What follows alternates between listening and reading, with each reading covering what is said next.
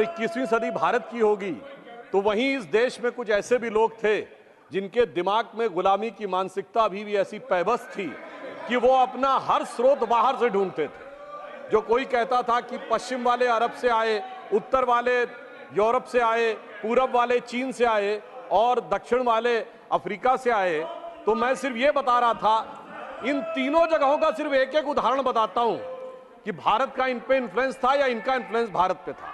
जो मैंने बताया कि अरब के लिए अरब के तमाम हिस्टोरियन, जिसमें इब्न असीर, इब्न अल खल्दूम ने लिखा है अजीदुल इल्मीन इल बिलादुल हिंद, ये अरबिक का वर्ड है जिसका मतलब होता है कि हिंद यानी भारत से cool bridge of knowledge and wisdom आती। वो भारत को मानते थे कि हमने ज्ञान यहां से सीखा है और ये कहते हम वहां से आए। यूरोप वालों के लिए बताना चाहता हूं, Sanskrit is the mother of all European language. हमने नहीं कहा, एक यूरोपियन विलियम जोन्स ने कहा, जो एक अंग्रेज था और कलकत्ता हाई कोर्ट का जज था। यानी वो कहते हैं कि उन्होंने ज्ञान हमसे सीखा है और ये हमको बताते हैं कि हमने उनसे सीखा है। ये गुलामी की मानसिकता है। और मैं बताना चाहता हूं हमारे विरोधियों को चाइना के बारे में एक फैक्ट है जो शायद हमारे बहुत से लोगों को ना पता हो। चाइना की संस्कृति में भारत का प्राचीन नाम जानते क्या है? मैं सभी सदस्यों को आपके माध्यम से अवगत कराना चाहता हूं। एंशियंट चाइनीज में भारत को कहते हैं टियानजाओ, TIANZHOU। कोई जाके चेक कर ले कि चाइनीज भाषा में टियान का मतलब क्या है और जाऊ का मतलब क्या है। जाऊ का मतलब होता केंद्र, जैसे हमारे यहाँ पुर है, नागपुर, कानपुर, जयपुर, वैसे ही वहां हुआनजाऊ, ग्वानजाऊ होता है। और टियान का मतलब होता स्वर्ग। यानी चाइना मानता था कि India is the centre of haven और यह कहते हमने चीन से सीखा है। इसलिए मैं कहना चाहता हूं, अंग्रेज चले गए मगर अंग्रेजियत अभी तक नहीं गई। जिसके लिए हम लोग कभी बोलते थे कि अंग्रेज बेचारे चले गए भारत को देकर आजादी, पर अभी तक तुम गई नहीं चर्चिल दादा की परदादी। यानी अंग्रेज चले गए, अंग्रेजियत नहीं गई। इसलिए मैं इन लोगों के लिए कहना चाहता हूं कि इनके दिमागों में अभी भी वो गुलामी की मानसिकता भरी है कि न संयम व्यवस्था न एकात्मता है, भरी है अभी तक मनों में गुलामी। और वही राग अंग्रेजियत का पुराना सुनाते अभी लोग नामी ग्रामी। ये लोग उसी अंग्रेजियत के राग में फंसे हुए हैं। परंतु सभापति महोदय ने जो ये बात बताया कि भारत का एक परिवर्तन का समय आ रहा है, तो प्रधानमंत्री जी ने उसको किस रूप में आगे बढ़ाया है, मैं ये बताना चाहता हूं। यदि भारत को विश्व का नेतृत्व करना है तो नई टेक्नोलॉजी के साथ आगे बढ़ना होगा। हम विश्व की सबसे प्राचीन सभ्यता भी हैं और सबसे युवा देश भी हैं। तो डिजिटल टेक्नोलॉजी आज फ्यूचर की होने वाली टेक्नोलॉजी, इसमें कहीं किसी प्रकार का कोई कंफ्यूजन होने की संभावना नहीं है। और आप देखिए कि हमारी सरकार आने के बाद प्रधानमंत्री जी के नेतृत्व में किस ढंग से सिस्टमेटिकली उसमें मामला आगे बढ़ा। इंटरनेट के यूजर्स 2014 में 24 करोड़ थे और अब 82 करोड़ हो गए। 3 गुनी संख्या बढ़ी है। 2023 का आंकड़ा है। Phone 1.2 billion mobile phone handset के यूजर्स हो गए हैं और 67 करोड़ स्मार्टफोन के यूजर्स हो गए हैं। एवरेज स्पीड ऑफ इंटरनेट जो इनके जमाने में 1.7 मेगाबाइट पर सेकंड होती थी, वो अब 30 मेगाबाइट पर सेकंड है। और सभापति महोदय, इतना ही पर्याप्त नहीं होता है। डाटा की स्पीड के साथ डाटा की कॉस्ट भी कम होनी चाहिए। और 1 GB डाटा की कीमत इनके जमाने में 270 रुपए थी और वो अब घटकर 19 रुपए हो गई है, यानी 25 गुना कम किया है। ये जरूरी था कि भारत को अगर डिजिटल ट्रांसफॉर्मेशन में आगे बढ़ना है, और तब हम जाके डिजिटल ट्रांसफॉर्मेशन में 46% वर्ल्ड के हिस्से के साथ आगे बढ़ रहे हैं। और इसीलिए मोबाइल फोन के प्रोडक्शन में भी हमने लंबी छलांग मारी है। 2014 में मोबाइल हैंडसेट बनाने की केवल 2 फैक्ट्रियां थी, आज 200 से अधिक फैक्ट्रियां हैं और 4,10,000 करोड़ रुपए के मोबाइल हैंडसेट आज मैन्युफैक्चर हो रहे हैं। और जो भारत में मैन्युफैक्चर होने वाले 100% भारत में कंज्यूम भी हो रहे हैं। इनोवेशन इंडेक्स में भारत 78वें स्थान से 40वें स्थान पर पहुंच गया है। और पेटेंट जो 2014 में 4,000 थे, आज 41,000 पेटेंट हो गए। और महोदय, मैं ये बताना चाहता हूं, जब हम टेक्नोलॉजी में आगे बढ़ रहे हैं तो विश्व में भी हम किस रूप से हमारी स्वीकार्यता आगे बढ़ रही है। आज सक्षम विदेश नीति के द्वारा प्रधानमंत्री जी के नेतृत्व में, और यहां विदेश मंत्री जी स्वयं बैठे हुए हैं, भारत उस मुकाम तक पहुंचा है कि रशिया कहता है India is our traditional ally और अमेरिका कहता है India is our strategic ally. और यह बात सिर्फ बयानों तक सीमित नहीं है। रशिया से हमने S-400 एंटी मिसाइल सिस्टम लिया है जो रूस ने किसी को नहीं दिया, और अमेरिका से हमने प्रीडेटर ड्रोन लिए हैं जो नाटो के बाहर उसने किसी को नहीं दिए। आप सोचिए यह सक्षम विदेश नीति क्या संभव है कि रूस और अमेरिका दोनों अपने सबसे सक्षम हथियार भारत को देने के लिए तैयार हो। और मैं एक वाकया बताना चाहता हूं, हमारे विरोधी विदेश नीति को हमारी डोमेस्टिक पॉलिटिक्स के चश्मे से देखते रहते हैं और उसमें देश का नुकसान होता रहता था। कोई इजराइल जाता था तो फिलिस्तीन नहीं जाता था, फिलिस्तीन से बात करेगा तो इजराइल से बात नहीं करेगा। पर मैं एक घटना बताना चाहता हूं, माननीय प्रधानमंत्री महोदय जब फिलिस्तीन जा रहे थे तो वो जॉर्डन में रुके और जॉर्डन के शाह ने कहा कि वो उनके पर्सनल हेलीकॉप्टर में उनको भेजेंगे पैलेस्टीन। उल्लेखनीय बात यह है कि जॉर्डन के शाह हुसैन प्रोफेट मोहम्मद की डायरेक्ट डिसेंडेंसी में है, एक ही परिवार है जो प्रोफेट मोहम्मद की डायरेक्ट डिसेंडेंसी में है। और आप सोचिए जॉर्डन का प्लेन था, हेलीकॉप्टर जा रहा था पैलेस्टीन और उसको एस्कॉर्ट कर रहे थे इजराइल के फाइटर्स। आप सोचिए इजराइल और फिलिस्तीन कभी किसी एक देश के साथ अगर एक रूप में कभी हुए हो तो वो प्रधानमंत्री श्री नरेंद्र मोदी जी के नेतृत्व में। तो डिजिटल ट्रांसफॉर्मेशन हो या डिप्लोमेटिक ट्रांसफॉर्मेशन, दोनों में भारत एक नए सिरे से एक नए स्वरूप में आगे बढ़ता हुआ आगे दिखाई पड़ रहा है। परंतु अफसोस की बात यह है कि हमारे जो विरोधी हैं वो इस विषय के लेकर जिस प्रकार का वातावरण इन चुनावों के दौरान दिखा उसमें भी एक विदेश का संबंध दिखा। सभापति महोदय, मैं आपसे कहना चाहता हूं, भारत का यह चुनाव भारत के इतिहास का इकलौता चुनाव था जब विदेश में बैठे हुए किसी धन कुबेर ने यह कहा हो कि वो $1 बिलियन खर्च करेगा मोदी जी की सरकार को हटाने के लिए। यह चुनाव भारत के इतिहास का इकलौता चुनाव था जब चुनाव भारत में हो रहा था और कांग्रेस के नेता आर्टिकल विदेश के अखबारों में लिख रहे थे।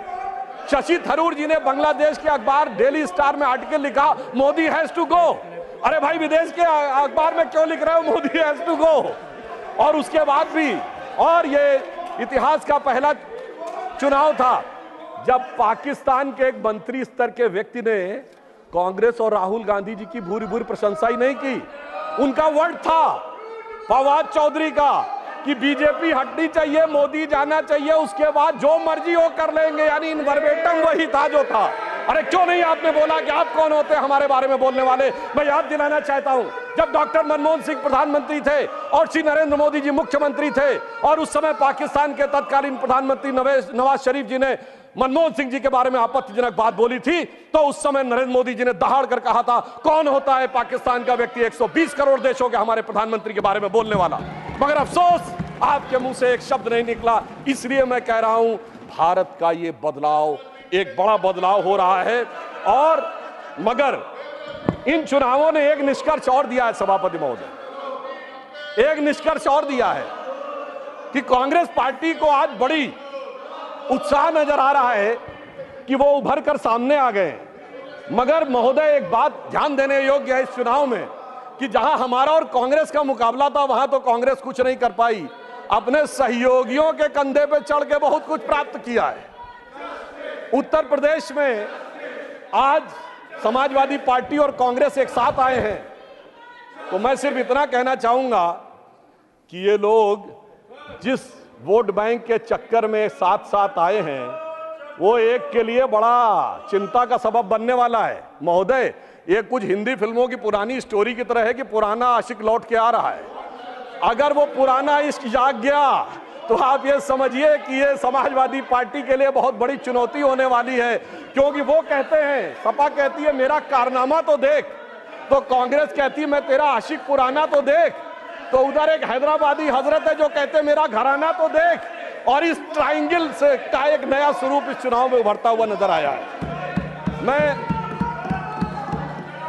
एक विषय और कहना चाहूंगा, इस चुनाव में चुनावी प्रक्रिया को लेकर जिस प्रकार के आक्षेप आरोप लगाए गए, आज मैं अपेक्षा करूंगा कि कांग्रेस पार्टी के वरिष्ठ नेता इस बात के लिए माफी मांगे कि उन्होंने विदेश की धरती पर जा कहा था कि democracy in India has finished. उन्होंने ये कहा था कि जुडिशियल प्रोसेस समाप्त हो गया है। अब उसी डेमोक्रेसी के चलते हुए आपकी अनेक सरकारें बनी हैं और आप अपने को हार के भी जीत की बात कह रहे हैं। इसका अर्थ यह हो गया बहुत स्पष्ट रूप से कि अपने राजनीतिक नफे नुकसान के तराजू पर तौलकर आप देश की गरिमा को गिराने का प्रयास भविष्य में न करें। और नीट के विषय में भी एक बात कहना चाहता हूं सभापति महोदय, नीट को लेकर हमारी सरकार पूरी तरह संवेदनशील भी है और सतर्क भी है।